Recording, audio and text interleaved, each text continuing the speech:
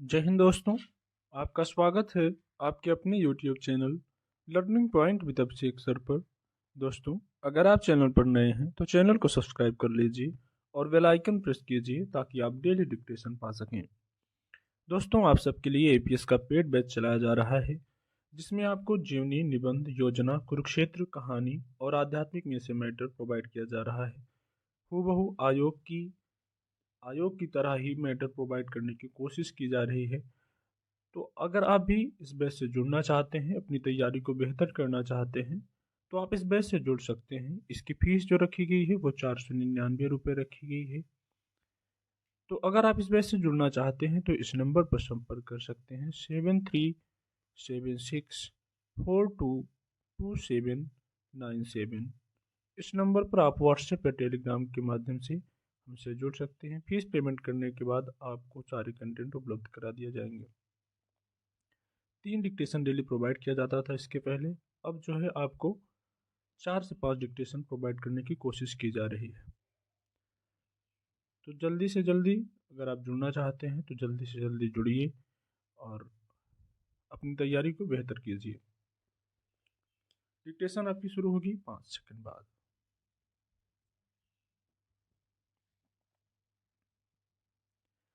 पिछले कुछ समय से लगातार ऐसी खबरें आ रही थीं कि रोजगार दिलाने का हवाला देकर रूस ले जाए गए कुछ लोगों को युद्ध के मोर्चे पर लगा दिया गया और अब वहां से उनकी वापसी मुश्किल हो गई है।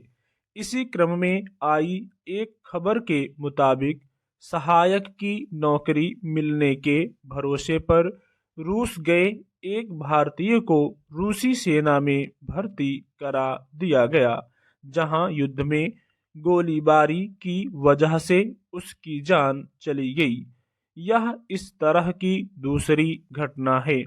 अब इस मामले के तूल पकड़ने के बाद ऐसे अनेक मामले सामने आने लगे हैं जिनमें कई लोगों को नौकरी दिलाने का झांसा देकर सहायक के रूप में रूस की सेना के साथ युद्ध में झोंक दिया गया।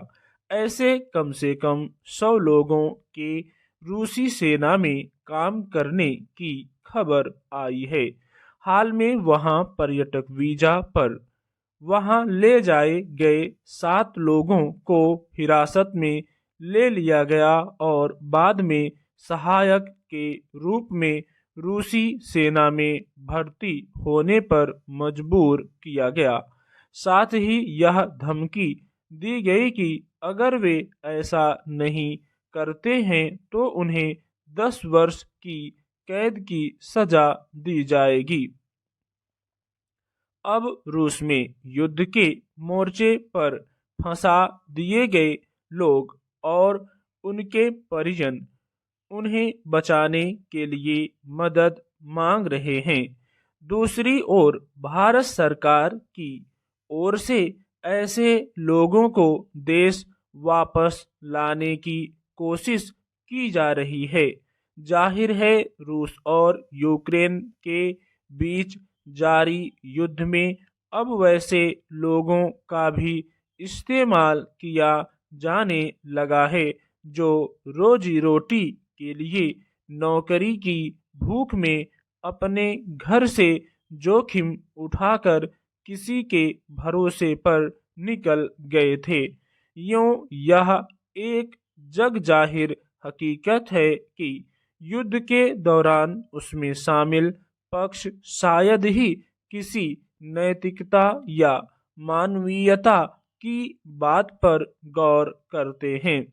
इसलिए रोजगार के जरूरतमंदों को इस कदर जाल में फंसाकर उन्हें युद्ध के मोर्चे पर झोंक देना कोई हैरान करने वाली बात नहीं है। लेकिन धोखा देकर अन्य देशों के नागरिकों को जंग के जानलेवा जोखिम में डालने को किसी भी हाल में उचित नहीं कहा जा सकता।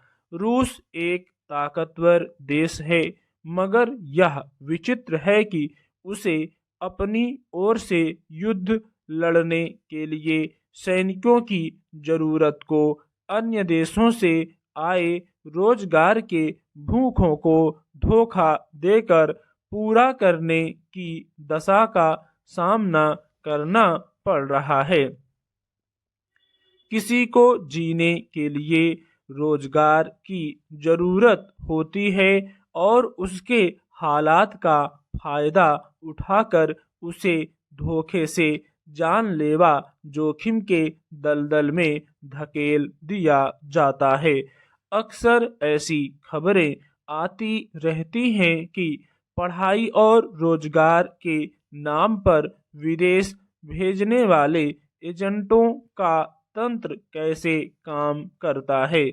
इसी क्रम में ऐसा लगता है कि रूस और भारत में कुछ समूह रोजगार की तलाश करते युवाओं को ज्यादा तनख्वाह से लेकर अन्य सुविधाओं सहित तरह तरह के प्रलोभन देकर जाल में उलझाते हैं।